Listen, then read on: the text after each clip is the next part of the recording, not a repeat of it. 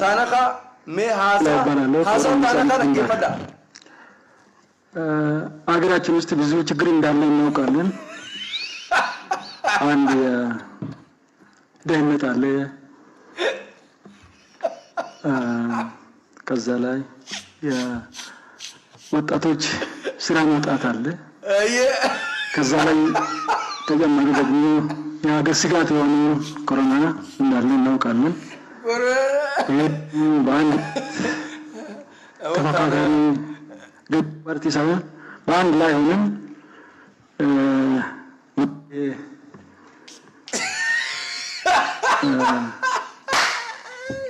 በአንድ ላይ አንድ መስራት አለብን ማለት ነው። ወደ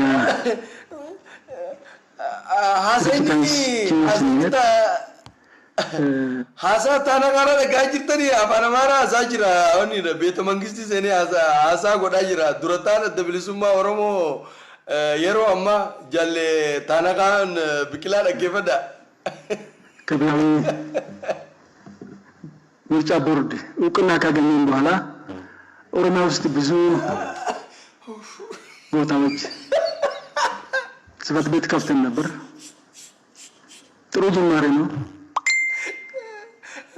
ከገዢው ፓርቲ ጋር አንዳንድ ቦታ ችግር ሲፈጠር ተወያይተን እየፈታን እየሰራን ነበር። ግን ቀስ በቀስ ከጊዜ በኋላ ሁሉ ተለውጦ ነበር። ጽሕፈት ቤታችንም ተዘግተዋል። አባላቻችንም በብዙ ቦታ እስር ቤት ገብተዋል። በተለይ ከፌብሩዋሪ 29 2020 በኋላ እስከ አመራር ድረስ እስር ቤት ገብተዋል ማለት ነው። ከዛ ደግሞ ከአርቲስት ሃጫሉ ሁንዴሳ ህልፈት በኋላ ብዙ ነገር ኦሮሚያ ውስጥ ተከስተዋል። በተለይ የንብረት መውደም፣ ከዛ ላይ የወጣቶች ስራ ማጣት አለ። የወጣቶች ስራ ማጣት አለ። ተጨማሪ ደግሞ የሀገር ስጋት የሆነ ኮሮና በአንድ ተፎካካሪ ገዢው ፓርቲ ሳይሆን በአንድ ላይ ሆነን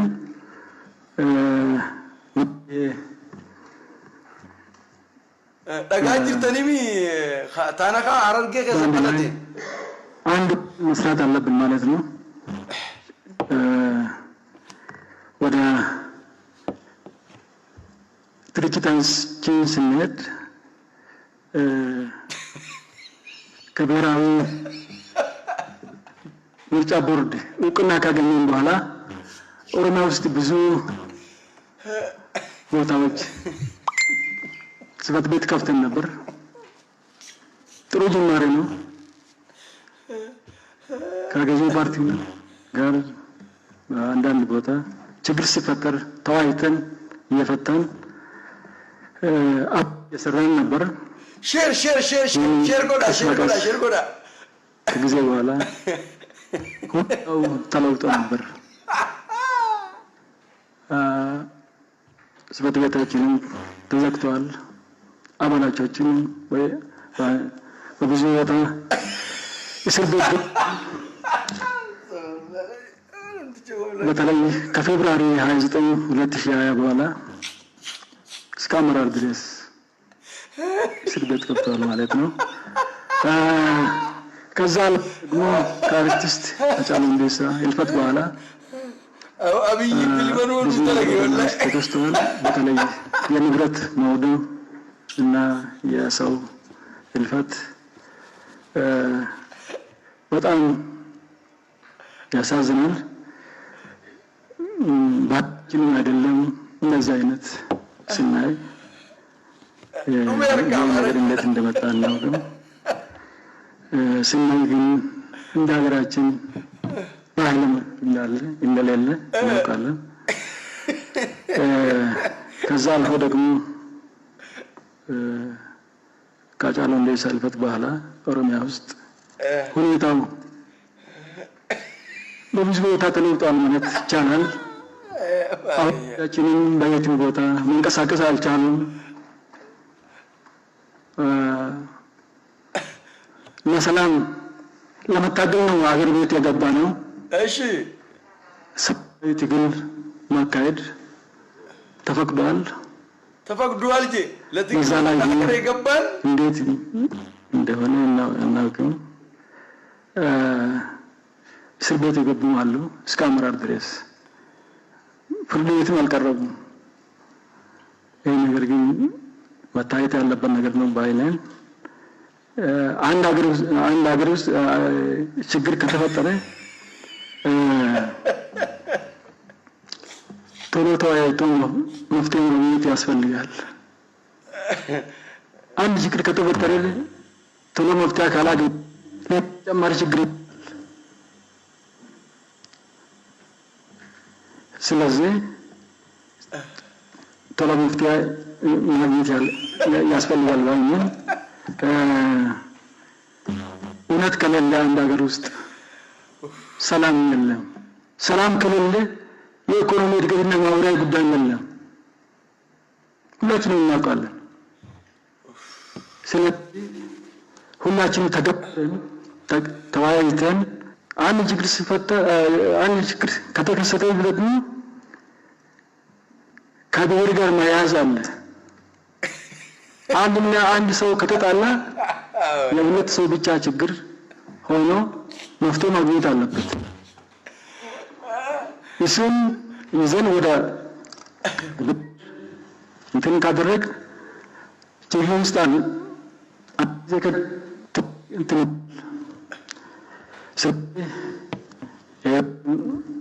የሀገራችን ችግር ስለሆነ ብዙ መናገሩ አያስፈልግም።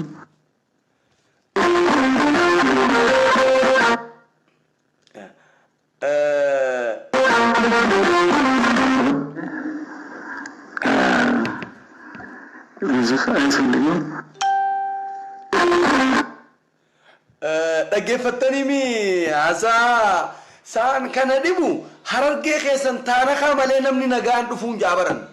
amma rakkoo afaanitii miti namtichi kun dhugumaan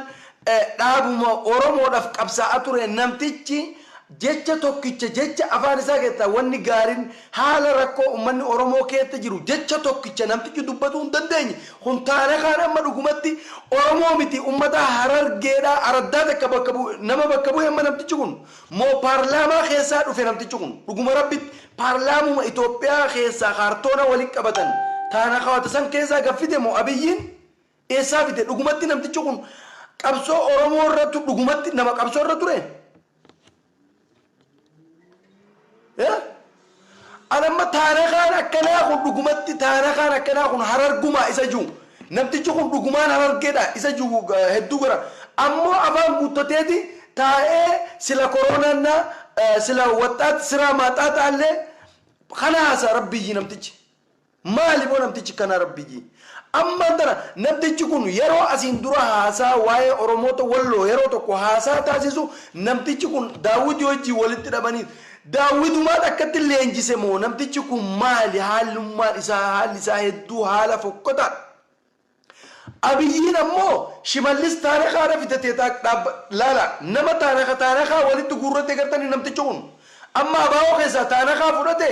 abaa'oo bilisiginnaa jee taanakoota jaarrate amma taanakaan gisee inni dhe numa jechu gana taanakaa dha'uuf deemamma abiyyiin taanakoota walitti guurrate jechu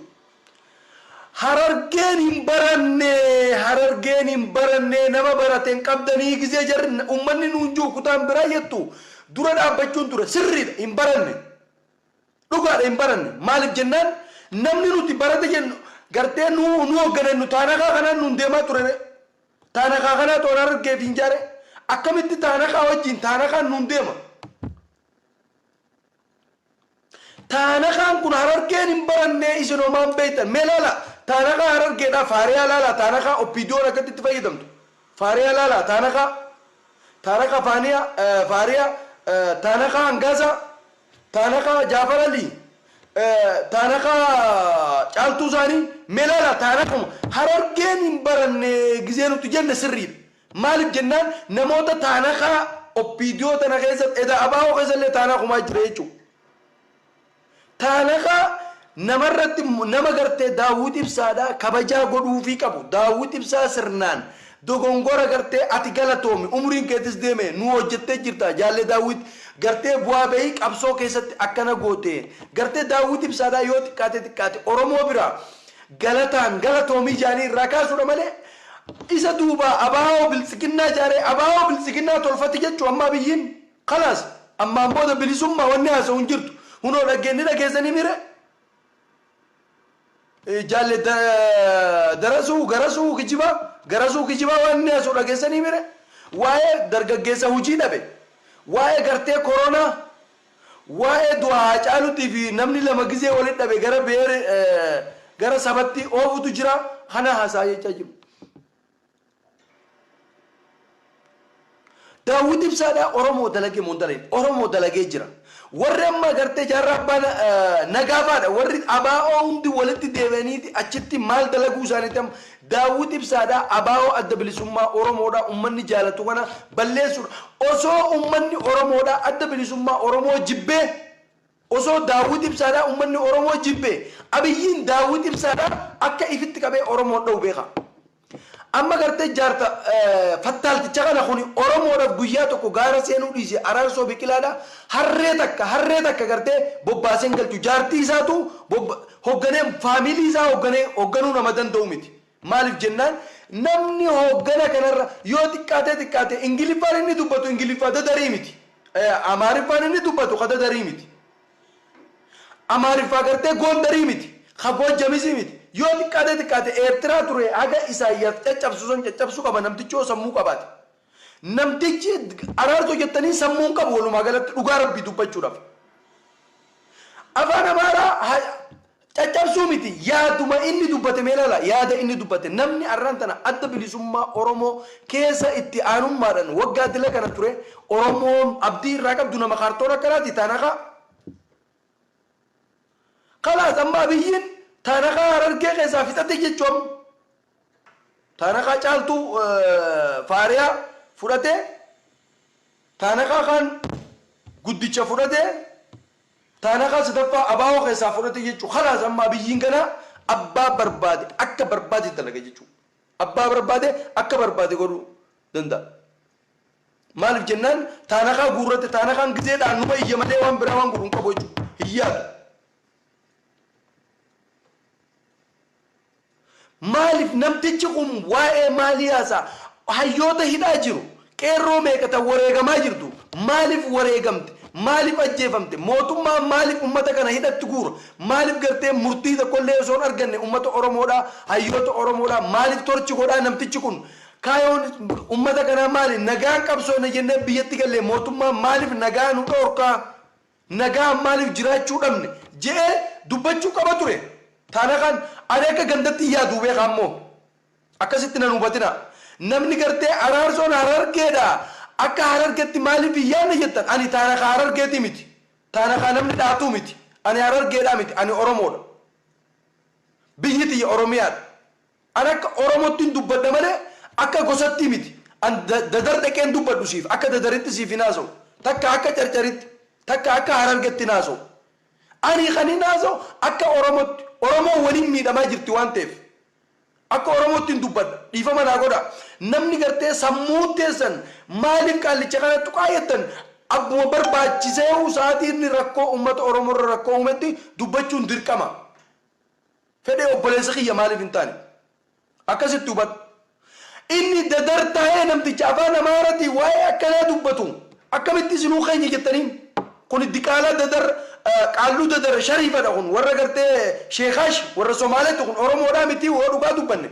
takkuma Oromoo rakkoo yoo taanaqa ta'e sokke taanaqa inni chambaa irratti yoo dhooytan sokke taanaqa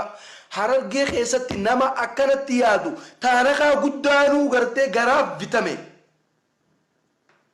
taanaqa guddaanuu garaaf bitame Khuniyoon khaleessa waggaa dila kana Oromoodhaaf qabsaa'aa ture bu'aa bahii Oromoodhaaf godhaa ture Oromoodhaaf dhaabbachaa ture arra gizee biltsiginnaa abaa'oo biltsiginnaadha ta'ee gizee achi keessa taa'e Amaarri akkatti afaan isa qabatee ilaalela akkatti isaa taa'ee ilaalan jechuudha يوم بين أفهم دركمامتي نما أفهم أورمو بيكون نما أفهم أمارا بيكون سرتي TV kana bar sabasab lammoota Itoophiyaa hundal daawwataa bar nama afaan Amaaraa sirriitti beeku nama rakkoo ummanni Oromoodha dhaabni Oromoodha keessa jiru hawaasni Oromoo keessa jiru sirriitti ibsuu danda'u isaanuma keessa salaalee shawaa tarallee taatu narraa ibsin juuni maali yaaqi kun harargee keessa himataa kun doofadha namtichi hay خناتو إذا خليس أدب لسما أورمو خيسا ناقب ساجرا جيتناني خاكنا خنا نتش خيسا تلاليجو أبوليان كي تانخا أمالي أبيين تانخا أرغتي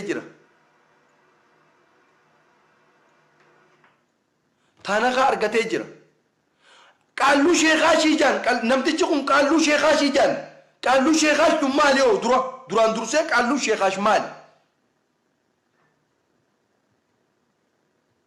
قالوا شيخاش نغني نتي قالوا شيخاش جامد مالي نمتي مالي اما خنا فكينيا مالي را اورمو ابدي مالي را قبا من نمتي كنرا مالاسي وان الناس دغفتن اباو داوود ابسرت فونقلچا گگيست كنني اسكبتا هي حساجرو دغارب بين دبسنا دغارب بين دبسنا نمني اورمو تاتن ايغا اورمو قبدن دغا علم اورمو قبو هندبسنا soba irratti dabalina dhugaa jirtu oromoo namtichi ku sirriidha godhe sirrii miti daawud ibsan irratti wanni inni dalage sirrii miti jechuutu dhugaa rabbii dhugaa oromoodha ifatti nu deemuu dandeenya beeka fuula duratti namtichi abiyyiin kaartoona wali guurrate harargeedha bakka bu'a adda bilisummaa oromoo bakka bu'a amma namtichi kun dhaabanii hogganaa fakkeenyaaf yoo dikkaate namni afaan Amaaraa yoo beekuu baate erga Eertiraa irraa biyyatti galee as bar waggaa lama Finfinnee keessa taa'aa jira Finfinnee keessa taa'ee yoo dikkaate afaan Amaaraa baruu danda'a osoo nama doofaa ta'uu baate kuni namtichi doofadha dhugaa rabbii walitti himnaa miti doofadha inni bar yoo dikkaate ummata harargee miliyoona 17 18 bakka bu'ee jira bar loqota ummata kanaa dubbataa bar akkami waa'ee rakkoo sabni isaa keessa jiru amma rakkoo biyyattii taase rakkoo biyyattii qeerroon hojii dhabuu jira dargaggeessi hojii dhabuu mul'ata hojii dhabuu inni fiifu paartiin isaa hidhamaa jira torchi godhamaa jira waa'ee hojii dhabuudhaa isaatu dargaggeessaa hojii uuma inni wannadha hojjetaa mootummaati qaama biyya bulchaa jiru inni akkami waan akkanaa dubbata qaallichi kana haasa'e waa'ee koronaa dubbata waa'ee koronaadha ummanni oromoodha sababii koronaa kanaan ummanni keenya miseensi keenya hundi ummanni oromoodha deeggaraan keenya mana hidhaa keessatti naqamaa jira yeroon kun yeroo dhukkubaati yeroo hamaa keessa jirra waa'ee kana akkamitti laaltanii dhiisati biyyi keenya dhukkuba kanaan kufaatii keessa jirtii jeeti waa'ee kanaa dubbata dhugaa rabbiin dabsina araarsoo biqilaa nama harargeeti takka dadariinoodha jettanii dhugaa rabbiin dabsina dhugaa rabbii bakkiteen isiin jirtu haqa rabbii dubbadhu dhugaa oromoo dubbadhu abbuma fedheef haa ta'u wanni si baasu sani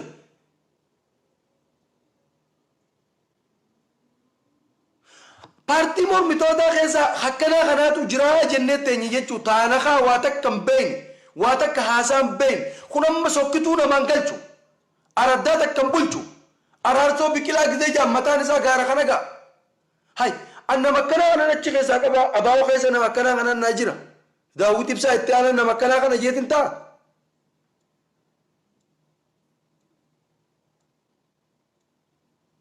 shit oromoo tiyya dhaggeeffadha addi bilisummaa oromoo nuti daawwitiin hoogganamuu beeyna shanee ammoo jaallemarroodha beeyna shaneen ta bosonaa lolaa jirtu addi bilisummaa oromoo warreen gartee kaleessa adda bilisummaa oromoo irraa fottoqanii jaaketaa guurratanii miikaa gugurraacha borsaa gartee borsaa hun qabanii guurratanii biyyatti galan daawwit ibsaa caalanii arraan tana biltsiginnatti galanii daawwit ibsaa tooftaan kun irratti dalagame dhugaa daawwit ibsaadhaan dhoosina daawwit ibsaadhaa oromoof dalagee jira oromoo yoo xiqqaate dhaaba maqaa oromoo juu lubbuu itti horee hambisee fuudhee biyyatti galchee bosona keessaa kan lolus kan gartee hidhaa keessa jirus miseensa fi deeggaraa adda bilisummaa oromoo daawwit ibsaa achitti irratti cichee osoo isaayyaas dhiibbaa adda addaa irraan godhu hambisee fide malee kan biraatii miti kun adda bilisummaa daawwit ibsaa kabajaa qabaachuu qaba ulfina qabaachuu qaba ammoo nama akkanaa kanaatu adda bilisummaa Oromoo bakka nuu bu'aa jennee akka hawaasa Oromootti yoo kan ilaallu taate dogongora guddaa keessa jirra hojiin inni hojjetallee dogongora seenaa jalaa waan isa baasuu miti abiyyiin ammaan booda abaa'oo biltsiginnaadha akkuma oppiidiyoo gartee abaa'oo oppiidiyoo jaarratee wayyaanan nuun dhoyte abaa'oo biltsiginnaadha abaa'oo Itoophiyaa jaarratee jira amma khalaas kayoon isiidha maali jechuun amma ummata Oromoodhaa kaleessa caasaa adda bilisummaa Oromoo keessa ture miseensa jajjabaa qeerroo iccitii qabu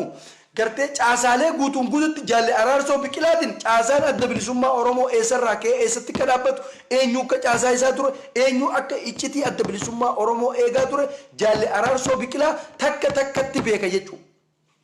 Amma abiyyiin ganda keessa deemee akkana gurra qabee Oromoo guuruu deema. Kutaalee Oromiyaa mara keessatti araarsoo biqilaa waan biltsiginnatti galeef abaa'oo biltsiginnaa waan ta'eef Oromoo takka takkatti balleessuu deema abiyyiin khalaas. Kana shakkiin godhina osoo namtichi kun caasaa isaa hin diriirfanne araarsoo biqilaa daftanii yoo kararraa hin massine Oromoo khasaaran isin qabatte obboleessa kee kan miseensa adda bilisummaa Oromoo turu maadhee adda bilisummaa Oromoodhaa araarsoo biqilaa takka takkatti waan beekuuf ganaa gingilchuu deema jala bu'ee Oromoo akka lamuu hin kaanetti nafxanyaa jalatti cabsuudhaaf caasaan tolfamee jira abiyyiin ganaa nu cabsi jechuudha. Kana qabadhu abiyyiin Oromoo cabsee jira jaalattus jibbitus hulee takkittiin inni hulaan inni takkittiin banuu dadhabe hulaan inni itti fayyadamuu dadhabe takkittiin hulaa daawwit ibsaati caasaa isaanii seenee akka seenetti miseensi adda bilisummaa Oromoo yoo hidhame waadaa qaba ittiin du'a malee if keessaa gadi naqu amma oppiidiyoo abaa'oo gartee biltsiginnaadhaa tolfatee jira araarsoo biqilaatiin. Waan kana ta'eef caasaa adda bilisummaa Oromoo miseensa adda bilisummaa Oromoo jajjabaa maadhee adda bilisummaa Oromoo ganda gandatti odeeffannoo abiyyii kanneen caasaan adda bilisummaa Oromoo asirratti raawwachise jechuudha araarsoo biqilaadha. Dhagaa araarsoo biqilaadha akkasitti Oromoo diigee jira abaa'oo waan jaamu balleessee jira araarsoo biqilaa nu balleessee jira jaalattanis jibbitanis araarsoo biqilaa Oromoo balleessee jira. Miseensi adda bilisummaa Oromoo ammaan booda maadheen adda bilisummaa Oromoo abiyyiin caasaa isii arguu dadhabe caasaa isii hulaa takkittiisan banuu dadhabe hulaa daawwit ibsaadhaa banuu dadhabe abiyyiin hulaa takkittiin inni banuu dadhabe hulaa abaa'oo daawwit ibsaatiin hoogganamtu banuu dadhabe ammaan booda miseensi adda bilisummaa Oromoo caasaan adda bilisummaa Oromoo tokkoon gurra qabee akkatti ganda keessaa guuruu deema guuree hallayyatti naquu deema rashanuuf deema abiyyiin araarsoo biqilaa gingilchaadha agartanii jirtan jechuun wanni isa if duuba deebisu takkallee hin jirtu namtichi akkuma hangaasati gowwaan gaafa ka'e namarraan dhaabbatu namtichi kun aariidhaan ka'ee jira amma haga Oromoon tuttu'ite kanaaf haguma duraan illee xiqqoo irraa juu deemu Oromiyaa guutuu keessa gana abiyyiin ardii fasaadii khalaas namtichi ardii fasaadii jechuudha. Furmaanni Oromoon qabdu maali? Oromoon amma yeroo hunda rakkoo osoo hin taane furmaata barbaadachuudha wanni barbaachisaan nuti irratti dalaguu qabnu furmaanni jiru maali? Caasaan adda bilisummaa Oromoo raawwattee jirti khalaas dhumattee kanarratti raawwattee jirti.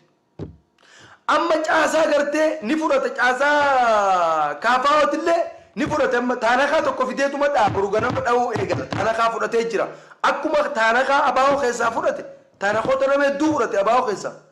sababii aangoo daawwit ibsaa aangoo gadhiise jiru aangoo daawwit ibsaa gadhiisuu fi gadhiisuu dhabu osoo gadhiise araarsoo biqilaa ta'uu hin qabu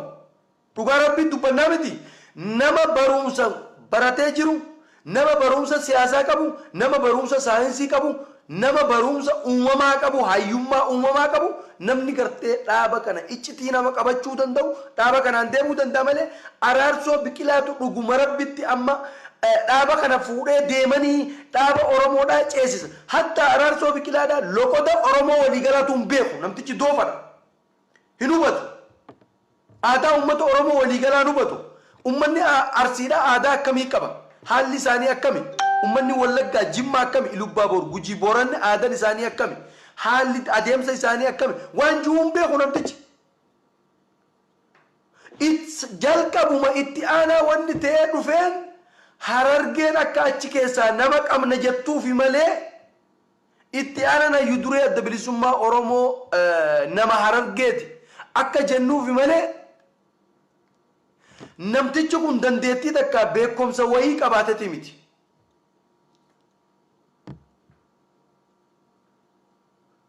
dhugaa rabbi dubbachuudhaaf amma namoonni baay'een araarsoon gosa keessani takka warra gartee harargee baati takka warra dadari takka gosa tiyya takka haati teenye jechuu dandeessa ana haadhatan deetirraan dalagu takka gosa araarsoon irraan dalagu waa'ee oromoo eessatti dabse maaliif dabse namtichi kun maaliif bitame dhuguma daawwit ibsaadhaa aangorraa kaasuudhaaf gochi kun shoorri kun taphatame okkee eeba aangorra daawwit ibsaa aangorraa ka'uun qabu isa juumiti aangorraa ka'uu qaba daawwit ibsaa araarsotti kannuun qabu yoo aangorraa ka'u maaliifi araarsoon ifiifuu dulloomee jira namticha bazabazaa waan haasa'uu fi waan dhiisuun beeyin dargaggeessa ismaartii ta'e kan siyaasaan ammaa galteef kan garteen dubbatee nama amansiisuu danda'u kan mul'ata qabu kan jechoonni inni dubbate hawaasa biratti fudhatama qabu miira namaa kan hawwatu ta'uu qaba malee akkanumatti dura taa'an ture inninis nugusuma jechuu bara araarsoo biqilaatiin eeba daawwit ibsaa nugusa ta'e araarsoonis nugusa egaa itti aanumaan turee mitire amma bara akkuma aangoo ilmaa fi abbaa wal dhaalchisanii jechuudha hiikaan qabu kanaafuu abiyyiin ummata oromootiif isiniif yaadetii miti caasaa adda bilisummaa oromoodhaa afaan dhabee jira wanni Itoophiyaa keessatti caasaa isatti abiyyitti gufuute hundee adda bilisummaa oromoo maaddee adda bilisummaa oromoo daandii isii dhabeeti abiyyiin daandii san ammoo kallattii amma itti keeganaan kallattii araarsoo biqilaatiin ni argata maaddee fi oromoon akkasitti nyaadhamte oromoo amaara jalatti kufi waa'ee amaaraa nafxanyaa farastijii fuula duratti deemu wajjiin an dhugaan sitti himaa beek dhugaan sitti himaa yeroo oromoon ammallee natti mul'anne oromoon rakkoo keessa jirti je'ee laayivii kiyya yeroo adda addaa yeroon dubbadhu naan hubattan akkuma isin naagartan kanaanis sirritti waa laalee eessatti akka wanni kun deemu daandii waan kana hunda fageessee nama arguu danda'u kun ammoo waan isin naa kannitanii miti kennaa rabbiitiin qaba waa harkuu dhafan dhaggeeffadhu araarsoo kan kee matarratti fedhu taanakaa kan kee obboleessa hangaasadhaa matarratti fedhu obboleessa faariyaa taanakaa matarratti fedhu taanakaa keessan hunda ifumadhaa abiyyi duratti dhiiba abiyyiin isin ta'u taanakaa ani taanakaa hin qabu taanakaas ta'uuf hin taayu bas nuti oromoodha oromoof dhalanne oromoof uumamne oromoodhaaf dalayna oromoon rakkoon oromoo nu dhukkubsite fedhe daawwit ibsaa wallaggaa haa dhufu fedhu dabuu keessa illee haa dhufu oromoodhaaf dalagaa oromoo hin dalagu taanan assalaamu alaikum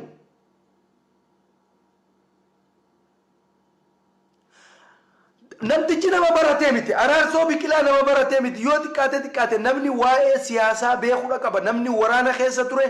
namni caasaa waraanaa keessa ture yoo kan inni attan taate koloneel gammachuu ayyaana nama caasaa waraanaa keessa ture haasaa sirritti beeka waan nama rakkoo hawaasni sun keessa jiru dubbatee ibsuu danda'a rakkoo hawaasanii beeka rakkoo hawaasanii arga kuni amata dilana waraana adda bilisummaa oromoo keessatti rakkoo ummanni oromoo keessa jiru ibsuu namticha hin danda'in namticha waa'ee dargaggeessi hojii dhabe silaarraan kana inni carraa kana argatee bakka sanitti walitti qabamee masaraa mililik keessatti walitti qabamee achitti carraa argatee waa'ee dargaggeessa hojii dhabee dubbachuu qabu ture araarsoo biqilaa fasaamii kana dhuufu akkanumatti oromoodha jeetuma wannaju hattu abbootii garaa maali amma kun boo yaa akhi maalu si akkamuma isin jalaa taanan jaabaran akkamuma ta'uun wayya mee maal taana yaa oromoo maali furmaanni jiru maal nu wayya si keessa jallaa kan kee fudhatanii taanakaa kan kee fudhateedha maali oromoo furmaanni jiru maali yoo maal taane rakkoo tana keessaa baaname bar mala dhabne ammaan tana taanaka dubartiin teenya taanaka dhiirri keenya taanaka meelala nama bira oromoo kutaa biraa nu malala waan dalaytu iccitiin dalayt waan gootu iccitiin an gooti amma deentanda intala faariyaa jettanii isa waan ishiin dubbatte dhageessanii miti miseensa mana marii caffee irratti waan isiin dubbatte agartanii miti faariyaa waan isiin dubbatte taanakaadha biyyiin guurrate hundi harargee keessaa fudhatee dhaa jechuudha taanakaa amma abaa'oo keessatti taanakaa fudhate oppiidoo keessaa taanakaa qaba akkamitti duuba maal nu wayyanutti akkamitti oromoo maali furmaanni keenya maali takkaaf irra alaabaa lumutti godhannee amaaraa wajjin ifirra jiraannure hay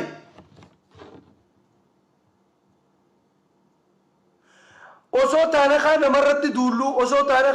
duullu taanakaa bara oromiyummaan baanantun haga ammatti pirezidaantiin qabdu bara oromiyaan pirezidaantii bultuun hin jirtu bara shimallis taanakaan bar shimallis taanakaan amma biyya bulchaa jiru kun itti aanadhaa bara oromiyaa bulchaa jira durataan pirezidaantiin oromiyaadha abiyyiidha jechuudha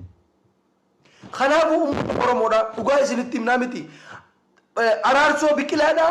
keessafuu ijoolleen teenya tanaan argeedha dhugaa jirtu haqa oromoodha hin dabsina maaliif jennaan abbootiin keenya kaleessa irbuu seenee daandii kanarraa yoo maqe lafeen gootota naa wareegamtu oromiyaa bilisa taate ijaarra jaaniiti ummanni keenya waadaa seene akaakuu fi abaaboon keenya waadaa seenan nuti yoo daandii sanirraa mayne hin milkooynu yeroo takkallee hin milkooynu ammallee harargee keessaa namtichi nama barate osoo fuudhee nama barate tokkollee osoo silaa bakka kannee fi wayya ture nama baratee gartee yoo xiqqaate waa'ee ummata harargeedhaa dubbatu hin jiru jechuudha kana godhaan jiru waan kana ta'eef yaa ummata kiyya biliis mala haa wal gaafannu mala qabnu mala haa wal gaafannu malli keenya hin jiru furmaanni keenya hin jiru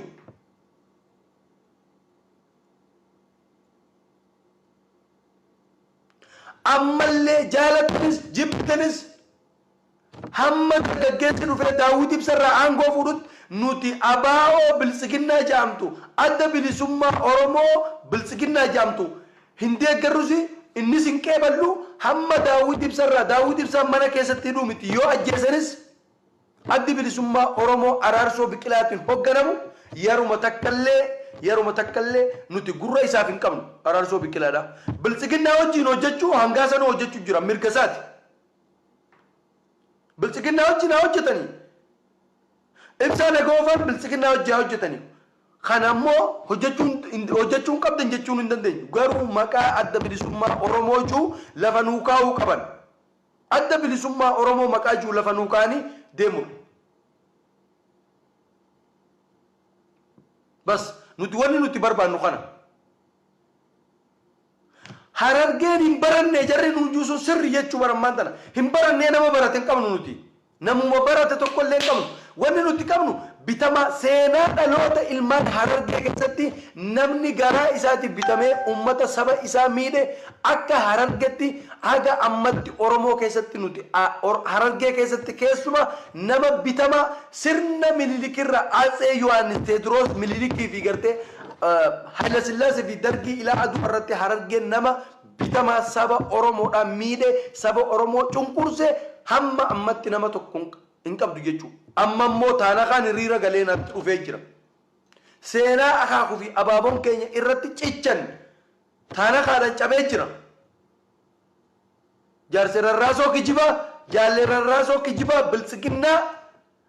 adda bilisummaa oromoo bilisiginnaa dura taa'ee shuumame malee adda bilisummaa oromoo ta'ee nuuf akka shuumamne ummanni oromoo ergaa kana waliif dabarsa. Ergaa kana ummanni oromoo waliif dabarsuun dirqamata. Keessumaa qeerroon caasaa adda bilisummaa oromoo jala turtan maaddeen adda bilisummaa oromoo jala turtan dafaatii kararraa mala godhadhaa godinaalee oromiyaa jirtan keessa dafa maqaa keessanis caasaa keessanis haada gartee adda bilisummaa oromootiin qabdan dafaatiif irraa kutaa araarsoo biqilaa isin kuchiise araarsoo biqilaa isin caasaa adda bilisummaa oromoo diige namtichi gowwaadha namtichi nama hin baratini namtichi nama hubannaa hin qabne boru ganama abiyyii ganda irratti erga saree abiyyii leenjifate ta oromoo baala nyaachisaa jirtu ta booji'amaa gartee nama lola irratti boojite muka nyaachisaa jirtu abiyyiin boru ganama tokkoon ilmaan oromoo caasaa maadhee adda bilisummaa oromoo hulaa adda bilisummaa oromoo banuu dadhabee isa rakkifte jaalle taanaqa rarraasoo kijibaatiin hulaa banatee jira abiyyiin hulaa banatan ammoo qeeroo irratti harkaanfii barbaachisu fudhatuuf deema abbootii qabeenyaa dangartee caasaa kana keessa jirtu jira daldala qonnaan bulaa barattoonni keenya kan caasaa kana keessa jiru caasaa adda bilisummaa oromootiin diriirfamanii kana keessa caasaan jiru hunda isin diiguuf deema waa malee manni dhaaru namtichi waa malee biltsiginnaa taane oromoon gartee hayyuu keenya jaaniit maatii isaa rispoonsara godhanii fi maatii isaa warra isaa gartee daa'imman isaati wajjin kanaadaa dhaqee jiran asii ammoo dhiiga ilmaan oromootiin qoosa yaa oromooti ya cabne banne furmaata mala nuudha malan qabnu hayyoonni keenya mala nuudha hayyoonni keenya gargar deemtanii nun dhiibina hayyoonni keenya iddoo tokkotti nuuf deebi'a keessumaa hayyoonni keenya beektonni keenya qeerroo fi qarreen teenya gartee diyaaspoora biyyoota baqaa keessa jirtan biyyoota alaa keessa jirtan please rabbi yaa bakka takkatti deebi'a gumaa ilmaan oromoodha olmaan oromoodha kana habararru ilmaan oromoodha habararru nu balleessuuf deema bannee jirra nu balleessuu deema araarsoon dhugaa rabbiitiin isinitti himan mucaan sun maal je'eenaa jettan araarsoo biqilaa maqaa adda bilisummaa oromooju adda bilisummaa biltsiginnaa juutti galchuuf deemaa mucaan sun maal jettanii viidiyoo kiyya kana qabadda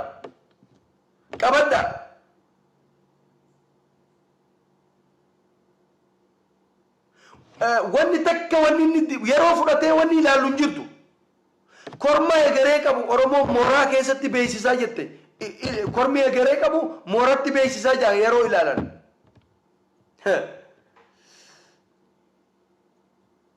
namtichi durataa isarratti shira dalage gartee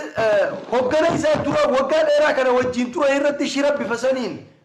irratti dalage ummata oromoo bal'aa faayidaa buusa jettee yaaduun ati sammuun kan kee ammallee girrisummaa keessa jirta girrisummaa keessaa bahi an dhugaa jirtu sitti hima araarsoo biqilaadhaa oromoodhaaf dalaguufi miti akkuma hangaasa taanaqa oromoo balleessu saniif tolfate taanaqaan ararkeedhaan ni xiqqaate saniif taanaqaa heddummeeffachuuf araarsoo biqilaa fudhate malee abiyyiin araarsoo biqilaa yeroo kanatti waa'ee misoomaa nama dubbatu nama waa'ee misoomaa dubbatu waa'ee koronaa dubbatu waa'ee dargaggeessa hojii dhabee dubbatu paartii achirratti haasawte hunda lama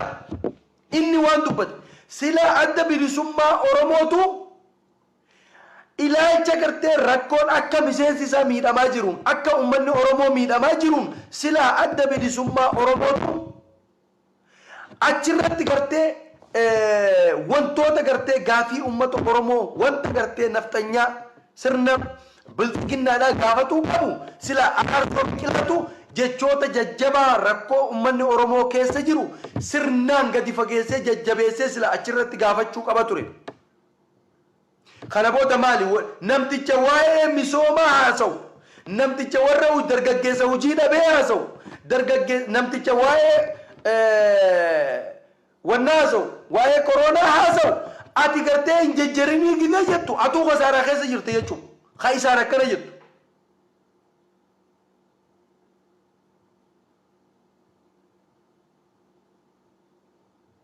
carraa argate sanatti sila waan baay'ee dubbachuu danda'a ture qaallichi kun carraa adda bilisummaa oromoodha carraa akkasiin argattu carraa argate miidiyaa addunyaa duratti bakka san gubbaa taa'ee afaan amaaraa yoo hin beekne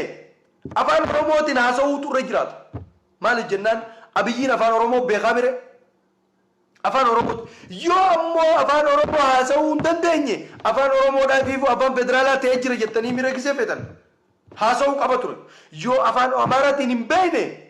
nama afaan amaaraa haasa'utti kannee rakkoo tanarra dhaabbate quuqaa kana narraa buqqisi quuqaa na jiru kana narraa buqqisi juunii qaba malee taa'eetuma akkamitti namni ni qabsoodhaan biyya teenyatti gallee mootummaan nageenya nuu kannee qabsaa turre haa ta'u malee naannoo tokko tokkotti rakkoon tokko tokko ni mul'ata kanaaso naannoo tokko tokkotti maal naannoo kame naannoo inni mootummaan nageenya nuu kannee naannoo tokko tokkotti garuu rakkoon tokko tokko ni mul'ata gisee inni jiru rakkoon oromoo guututu ajjeefamaa jira oromoo guutuu gartee miidhamaa jira maali ejjennoon isaa maali asirratti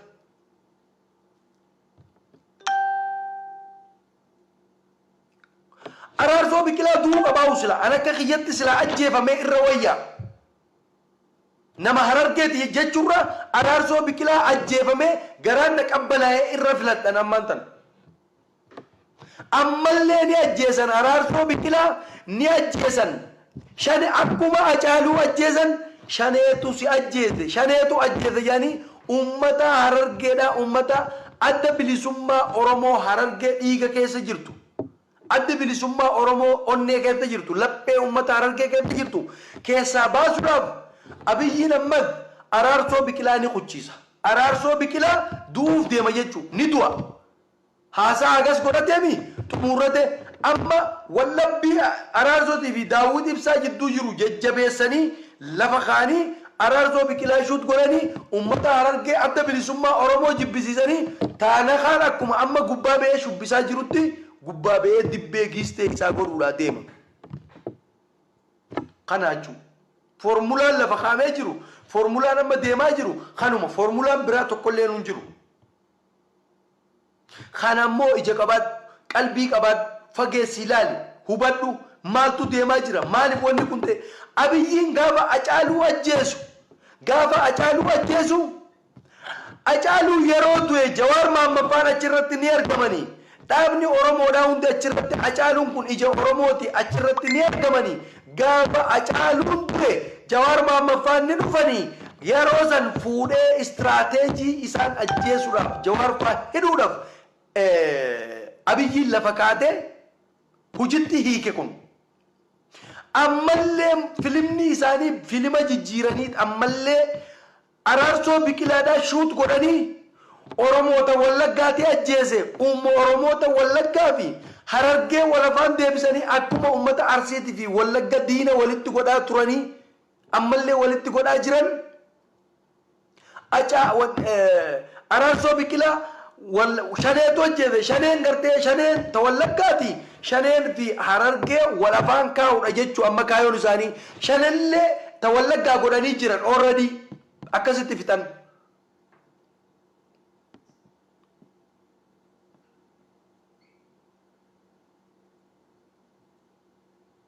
waan kana ta'e please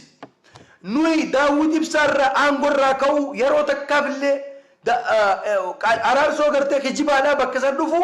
dhimma irraa hin qabnu daawwit ibsaa aangorraa jijjiiramuunis okkee rakkoon qabu garuu ammoo nama hoggansa tokkorra oromoo tana mataa walitti qabee dhaaba dila kana ka irraa fottoke mataa walitti qabee oromoo ijaaree hamma danda'utti jireenya isaa itti dhabee namtichi kun fidee arra sadarkaa kanaan nu ga'e adda bilisummaa oromoo caasan isa jala jiru kora sabaa taa'ee daawwit ibsaadha hayyu duree keenyaati galatoomi bu'aa ba'ii qabsoodha hedduu nu gumaachite wareegama barbaachisu nu goote jirta amma ammoo yeroon tantee raawwattee jirti nutti kanni ulfaadhu ja'anii ulfinaa fi kabajaan maaragii kannanii fi daawwit ibsaa teessisanii gartee yaada fi gorsaa nuu ta'e galatoomi jechuutu irra ture malee daawwit ibsaa waraana manatti marsanii nageenya kan kee eeguudhaa fi gartee akka manaan baane jaaniini isa manatti ittisanii asiin ammoo araarsoo kijibaatii fi gartee ibsaa